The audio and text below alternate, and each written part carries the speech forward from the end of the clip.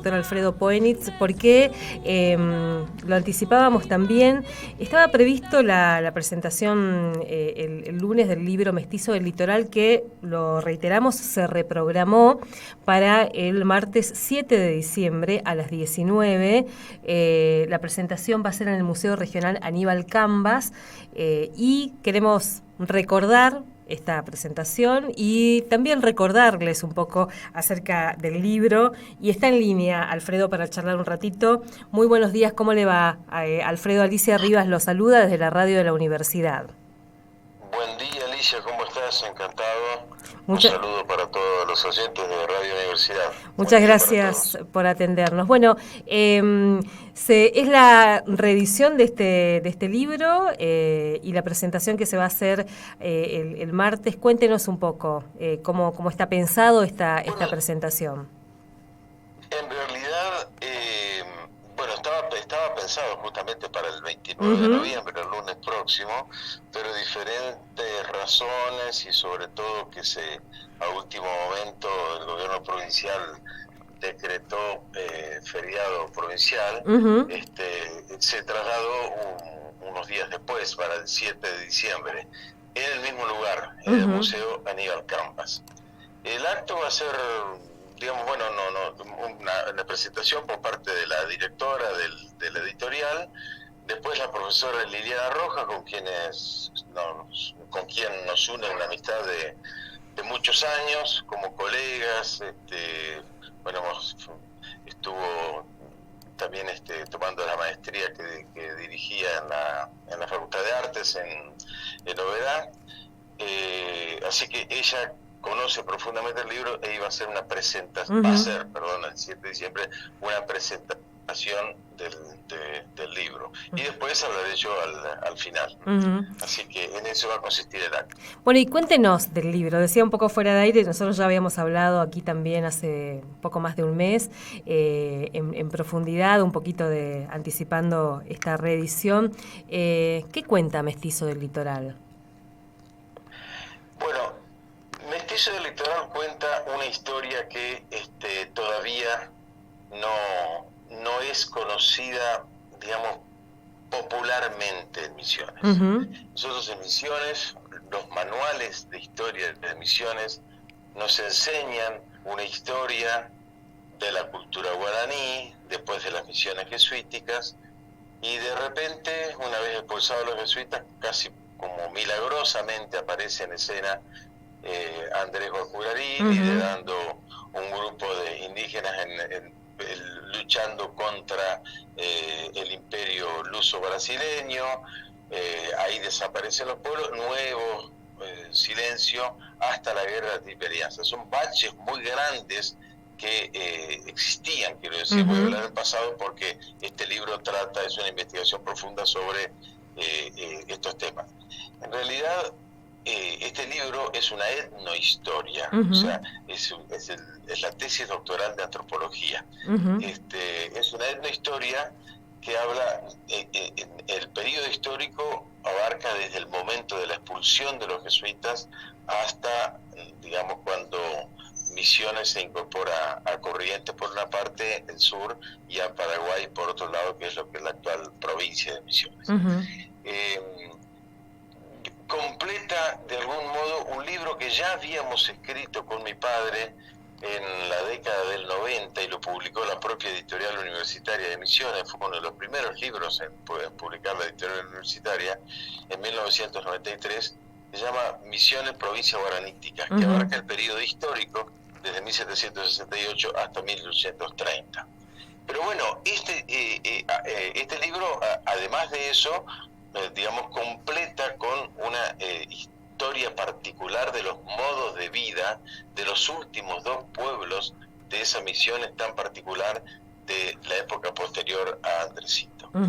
Pero lo que quiero decir es que no se conoce públicamente esta historia porque en realidad nunca se la incorporó a los manuales, entonces queda en los ámbitos académicos, en los congresos científicos, pero todavía, digamos, es una parte de la historia de Misiones que no se la ha ido incorporando, entonces no se la conoce en el mundo, digamos, estudiantil del nivel primario o nivel secundario. Así que del mestizo litoral. Básicamente lo que se explica allí es qué ocurrió con aquellos guaraníes que poblaban ese inmenso territorio y tan rico, de hecho el más próspero del territorio rioplatense en el siglo XVIII, que fueron las misiones jesuíticas. ¿Qué ocurrió una vez expulsados los jesuitas? Entonces, allí lo que explicamos es que una vez que asume la nueva administración de Buenos Aires, todo ese mundo tan particular de la cultura guaranítica, donde había un sistema económico de reciprocidad y de convivencia y de armonía y de paz, se rompe porque básicamente por una nueva, digamos, por nuevos lineamientos económicos que se les imponen a los pueblos guaraníes, donde se incorporan las misiones, las viejas misiones jesuíticas, las incorporan al mundo económico del Río de la Plata. Entonces cada uno de los 30 pueblos que antes formaban un Tupambaé, un sistema de reciprocidad, van a empezar a ser productores de mercaderías que se trasladan a una administración central. Cada uno de los pueblos tenía un administrador que era el que dirigía las cuentas y los trabajos de los pueblos, pero eso que parece muy obvio y sobre todo en ese sistema empezaba a funcionar con el liberalismo económico que comenzaba en esos tiempos, estamos hablando de fines del siglo XVIII, no funcionó en la misión, no funcionó porque la cultura guaranítica no es eso. La cultura guaranítica no es individualista, no es personalista. Entonces, empezó a haber hambre en los pueblos en muy poco tiempo, el sistema productivo se rompió y la gente se empezó a ir.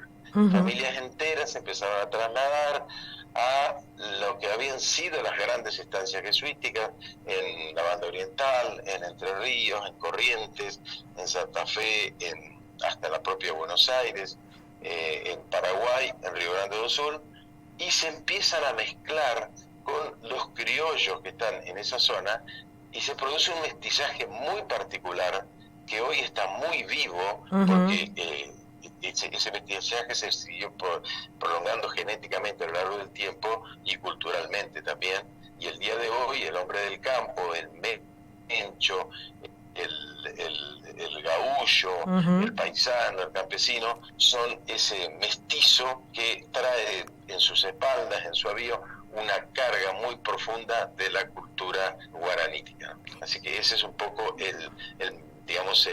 la síntesis de lo que está. ¿Dónde se hizo el trabajo de campo? En dos pueblos muy interesantes que están al norte de Corrientes, sobre la laguna de Liberá. ¿Por qué esos dos pueblos? Creo que algo de esto lo preguntaba también en la charla anterior. ¿Por qué San Miguel y por qué Loreto? ¿Son los que tienen mayores vestigios de lo que quedó? En realidad fueron los últimos. Los últimos. Claro, cuando en 1820, por dar un número, digamos, general, cuando en 1820 Artigas es derrotado, Andresito es apresado, los pueblos están incendiados, destruidos, abandonados, arruinados. Lo que habían sido las misiones quedan absolutamente destruidas. Entonces, los pueblos del Uruguay, Santo Tomé, La Cruz, Yapeyú, los habitantes de esos pueblos, van a fundar dos pequeños pueblitos muy frágiles sobre el río Miriñay, cerca de la actual ciudad de Yapeyú, que se llamaron Asunción del Cambaí y San Roquito, de los que hoy no queda nada. Esos pueblos fueron destruidos en 1830 por las fuerzas correntinas, porque con la excusa de que se comían el ganado, esa gente muerta de hambre, en toda esta situación horrible de los fines de los años de la década del 10, entonces y del 20,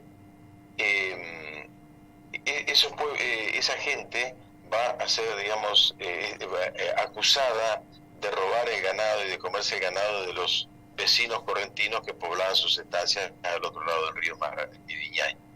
Entonces, Corrientes, con esa excusa, ataca estos dos pueblos, los destruye, los incendia, y hay una nueva dispersión, y la gente se va para Entre Ríos, para la banda oriental, y ahí queda abandonada toda la zona sur de Misiones, y es la excusa que tuvo Corrientes para ocupar desde allí ese territorio. O sea, Corrientes es dueño de lo que fueron Misiones, de lo que fueron las Misiones, desde 1830 y a través de una acción bélica, desde el río Aguapeí hasta, para dar una idea, de Santo Tomé hasta Paso de los Libres. Toda esa región era las Misiones del Sur.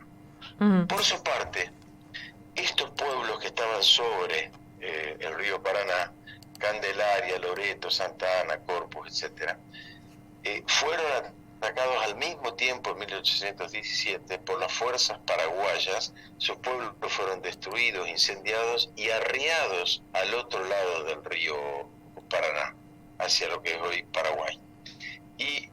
Pero algunas familias, la documentación habla de 1.700 familias, no se tienen claro si fueron 1.700 familias o 1.700 personas, porque no se aclara en el documento, el único documento existente, se esconden en las selvas con la única carga en sus espaldas de las imágenes religiosas. Muy interesante, 50 años después la religiosidad seguía viva, la fe seguía viva en esta gente, y se trasladan. ¿Las imágenes son imágenes del cristianismo o son las imágenes de los pueblos originarios? ¿Cómo? Las imágenes, digamos, las imágenes de las que usted habla, ¿son las imágenes del cristianismo o son las imágenes...? No, son imágenes del cristianismo. Imagínate que habían pasado 160 años de formación religiosa por parte de los sacerdotes a los guaraníes. Los guaraníes tuvieron un proceso de cambio en su vida religiosa, digamos. De cualquier manera, hay algunos pequeños detalles ahí que son interesantes, como por ejemplo, siguió habiendo en el mundo guaranítico, en esa gente, una mezcla, un sincretismo de elementos de la espiritualidad guaranítica con los elementos de la fe católica, que los curas lo respetaron, digamos, y eso siguió manteniéndose, ¿no? Como ciertos rituales y demás. Pero termino con la idea de que, bueno, esos pueblos invadidos por el Paraguay van a irse hacia una zona segura, en la zona de Liberá, donde había una vieja estancia jesuítica que era Curupaití, y ahí sobre Liberá van a fundar San Miguel y Loreto. ¿Por qué San Miguel y Loreto? San Miguel porque es una imagen hermosa que todavía se conserva y que pasó a ser el patrono de la ciudad, y Loreto porque era la Virgen que estaba en el famoso oratorio de lo que es hoy el pueblo de Loreto, y entonces se nombró en homenaje a la hermosa Virgen de Loreto al pueblo con el que ella es la patrona, ¿no? Y por eso se llama así Loreto San Miguel. Y esos pueblos son muy interesantes porque están metidos, digamos, en los arenales ahí cerca de Liberá, y durante muchísimos años, por lo menos hasta la década del 60, de 1960, estuvieron incomunicados, sin rutas, sin comunicaciones, sin teléfonos. Entonces, eso hizo que se preservaran muchísimos de los elementos culturales que habían traído de aquellas épocas. Y bueno, eso fue lo que me motivó a mí, porque muchísima gente vive todavía de aquellos tiempos y tiene unas historias increíbles de cómo era la vida en esos pueblos en los años 60. Y ellos, digamos, siguieron manteniendo vivas muchas de las tradiciones guaraníticas, y ese fue, digamos, el aporte de la antropología dentro de mi trabajo, ¿no? Por eso es una etnohistoria. Alfredo, entonces ahí quedamos para la invitación, si tienen ganas de seguir escuchando y obviamente de leer el libro. La presentación es el martes 7 de diciembre y el libro ya está en la editorial, ¿no? ¿Esta reedición? Sí, ya está la reedición y supongo que ese libro lo tendrán a la venta. Bien. La primera edición la publicó el gobierno de Corrientes hace unos años atrás, y bueno, yo la editorial de Misiones, con el fin de ir publicando las tesis de sus tesistas, valga la redundancia, de la universidad la vuelven a reeditar. Así que feliz con ello, por supuesto, ¿no? Alfredo, muchas gracias por este tiempo y también pueden seguir la transmisión del 7 de diciembre, va a ser por YouTube y por los contenidos digitales de la UNAM y el Facebook de la editorial, así que lo pueden seguir virtualmente también. Muchas gracias, Alfredo. Gracias a vos, Alicia, muy amable. Hasta luego. Un abrazo grande. Muchas gracias. Saludos a todos. Gracias. Hablábamos con Alfredo Poenitz y la presentación de este libro estaba previsto, si por ahí lo tenían agendado para el lunes, bueno, se reprogramó para el 7 de diciembre.